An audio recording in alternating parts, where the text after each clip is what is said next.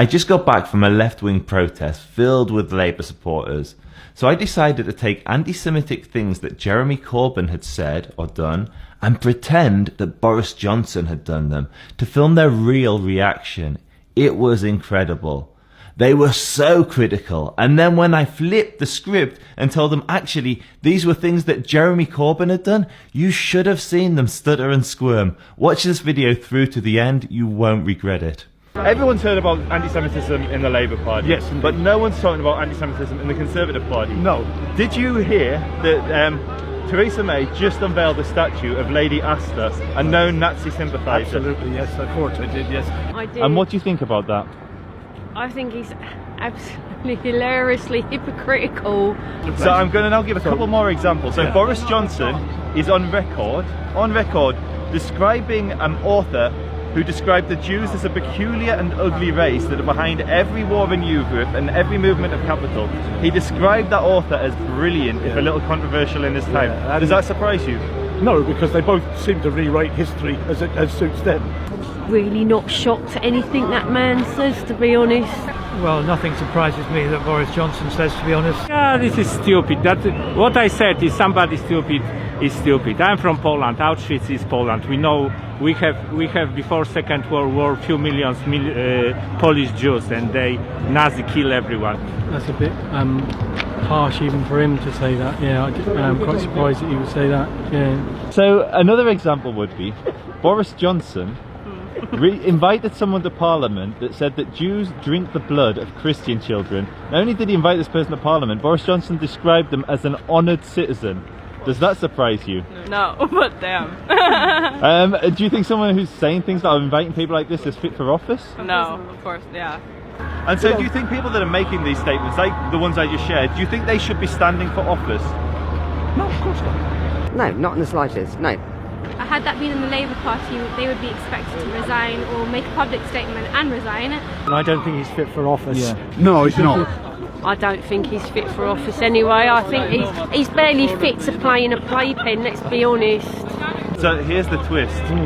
Everything except the statue was actually statements that Jeremy Corbyn's made. Oh, was it really? Now, do you still think somebody who makes those statements is fit for office? No. No. I don't. Actually, no. To be honest, I don't think he's strong enough. And I did say at the start, I did say that he should have took the Labour Party by the hand at the meeting and said, right, there's no place in this Labour Party for anti-Semitism. But not that it's not just strong enough. There was a book that described Jews as the peculiar and ugly race under a chapter called Economic Parasites. Yeah. Corbyn wrote the foreword to it and called it a great tome. Well, what can I say? Yeah, I don't know that much about it, but the Jews have got a lot of power and a lot of money, haven't they? They do manipulate things. Power is money. Well, the author is who? J.A. Hobson. Right, and Jeremy Corbyn wrote the foreword, called it a great tome, called the book a great tome, and said the author was brilliant, if a little controversial in his time. Right. And how long ago was this? So the book was written over 100 years ago. Jeremy Corbyn wrote the foreword in 2011, I think. Right, okay. So, would it be correct in me saying that he would have read the book if he wrote the foreword, but surely sometimes they can publish things after someone's written a foreword, possibly? Yeah, but you would have had to got a time machine because the book was written over 100 years ago. Yeah, but I'm not saying that. I'm saying that, they could have added bits into the book after. Possibly. No, the book, we've got copies of the book that are very old. So that was definitely in the book when Corbyn wrote the foreword. Is that the truth then? Yeah. I mean, I still think vote Labour. You know, I'm not having a proper look. To me, that's wrong. I am quite shocked by that. Yeah. You know, this is most of a lot of other things which we support the Corbyn. So, if it's true, what can I say? But if you're an anti-fascist, surely you'd be against those statements. You know, I have to have a bigger picture. I don't know these things. You know, I'm not interested.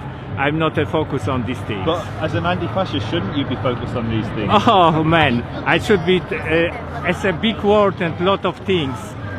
I do what I can do. And does it concern you that 50% of British Jews are thinking of leaving the country if he's elected? Half of British Jews are thinking of fleeing. Where are they going to go? To Palestine? I don't know where they're going to go. They're just scared of Jeremy Corbyn. Why are they scared of him? Because they've got all these offshore accounts and they don't want to pay tax. But 47% of Jews are thinking of fleeing the country if Yeah, he's but elected. the Jews, they're always coming up with this stuff. Yeah, so what are the Jews coming up with though? They're coming up with all sorts, especially in the election time. That's where it hurts, and they know that. That's what they come out with. And do you think the people that make these statements and endorse books that describe Jews as a peculiar and ugly race, do you think they should be standing in the general election? No. So here's the twist, with the exception of Lady Astor, every one of those comments was about the Labour Party. The book that was endorsed that described the Jews as a peculiar and ugly race was described as a great tome by Jeremy Corbyn. Does that surprise you?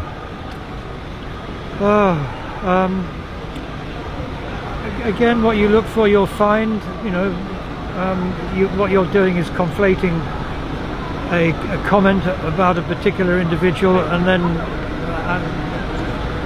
adding that to something that this particular individual might have done at some point. I mean, you know.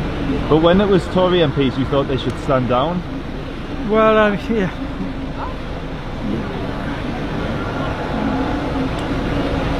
Okay. I mean, I was trying to be. I mean, I don't accept what you're doing here, to be honest. Jeremy I don't want to be part of this interview. Why? Because I have no evidence, you give me no evidence. I've given you the name, you can look it up, J.A. Hobson Okay. Imperialism. Okay, but until The other person's called I Raed Saleh.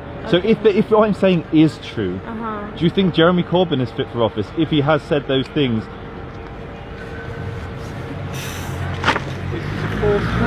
Yeah. Sorry. Okay. Yes.